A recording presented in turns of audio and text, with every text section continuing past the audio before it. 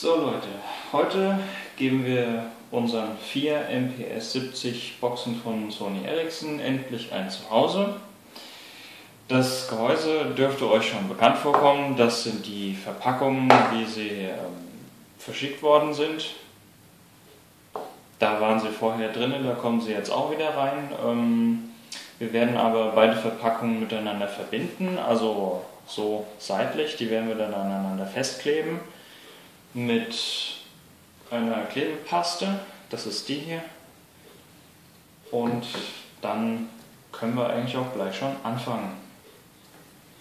Bevor wir die Boxen gleich in die Verpackung wieder einbauen, müssen wir sie natürlich polstern. Das liegt ganz einfach daran, weil, wenn man sich das mal anschaut, dann haben die hier drin Spielraum. Und wenn die laut sind, wenn man die laut aufdreht, dann rasselt das und klappert und das ist natürlich unschön, das stört beim Hören der Musik und deswegen polstern wir das mit Luftpolsterfolie. Das ist am besten und am einfachsten, das dürfte jeder von euch zu Hause haben. Die Streifen passen am besten rein, wenn sie in der Breite 4,5 cm messen und in der Länge ca. 7 oder 8. Dann passen sie am besten hier rein und stehen nicht über. Das macht man dann eben mit allen Boxen. Mein Tipp ist es, die Boxen mit dem einzelnen Kabel von beiden Pärchen in eine Schachtel reinzutun. Dann haben wir einen gleichmäßigeren Sound, eben für die eine Seite und für die anderen Boxen dann auf der anderen Seite, sonst wäre alles durcheinander und dann geht das Klangerlebnis verloren. Das wollen wir ja nicht. Damit wir die Kabel zwischen den einzelnen Verpackungen verlegen können, ist es natürlich erforderlich, dass wir hier oben ein Loch reinschneiden. Das funktioniert am besten mit einem Skalpell oder auch mit einer Kneifzange. Das geht auch, je nachdem, wie man am besten damit klarkommt. Und das habe ich hier schon mal gemacht zur Demonstration und auf der anderen Seite muss ich das jetzt noch machen.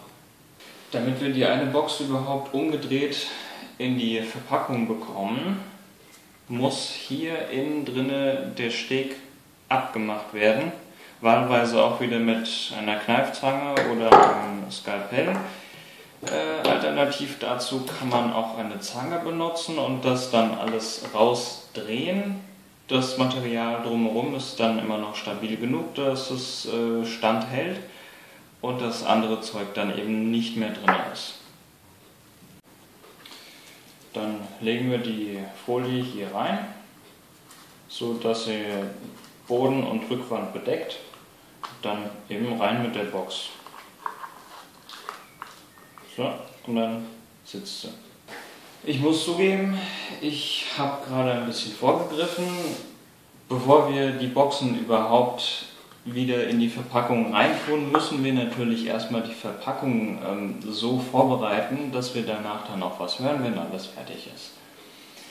Deswegen hier vorne der Bereich, der muss ausgeschnitten werden, weil wir sonst einfach fast nichts hören, wenn dann die Boxen so sind und alles abgeschirmt ist, dann geht das einfach nicht. Deswegen hier vorne der Bereich, der ist gut kenntlich gemacht, der ist durchsichtiger als alles andere drumherum. Das muss weg und dann können wir die Boxen einsetzen und weitermachen.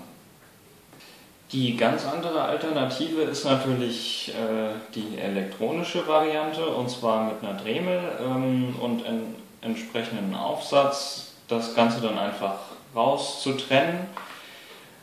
Das aber bitte immer nur mit Schutzbrille. Für entstandene Personenschäden kann ich leider keine Haftung übernehmen. Das dürfte aber eigentlich klar sein. Jetzt, wo die durchsichtigen Bereiche rausgeschnitten und entgratet wurden, können wir weitermachen. Das heißt, die Boxen einsetzen. Wenn wir die erste Box fertig bestückt haben, dann können wir auch schon dazu übergehen, die eine Verpackung an die andere ranzukleben.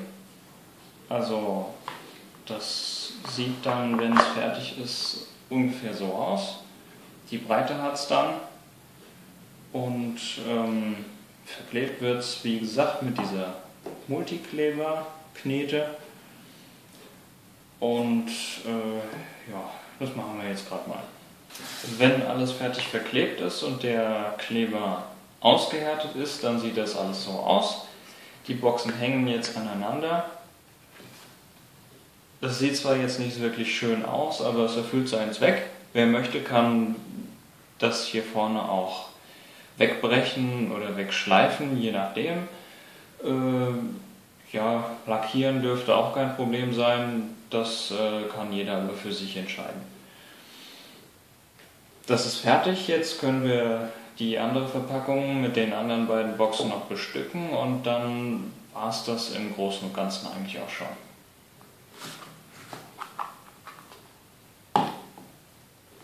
So, die Boxen sind jetzt alle verstaut, soweit.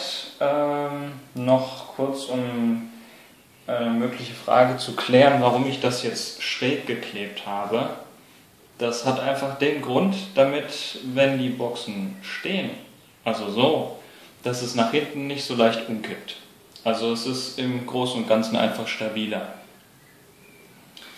Wie ihr dann das Kabel oder die Batterien verstaut, außen oder nochmal in einer separaten Box, das ist euch überlassen, das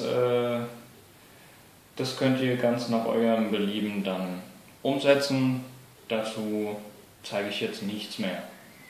Wenn alles fertig ist, dann hört sich das Endergebnis genau so an.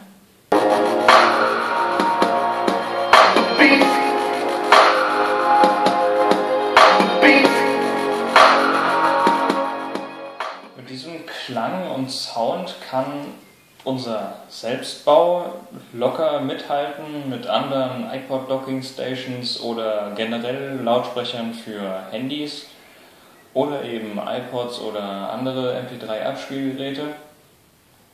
Und der Preis ist absolut unschlagbar, ihr müsst einfach ein bisschen handwerkliches Geschick haben und dann könnt ihr euch sowas ganz einfach nachbauen.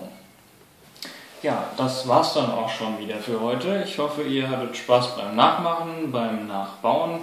Wenn noch Fragen oder Tipps bestehen sollten, dann schreibt sie einfach in die Kommentare. Ansonsten würde ich mich über ein Abo oder ein Like sehr freuen. Und bis zum nächsten Mal.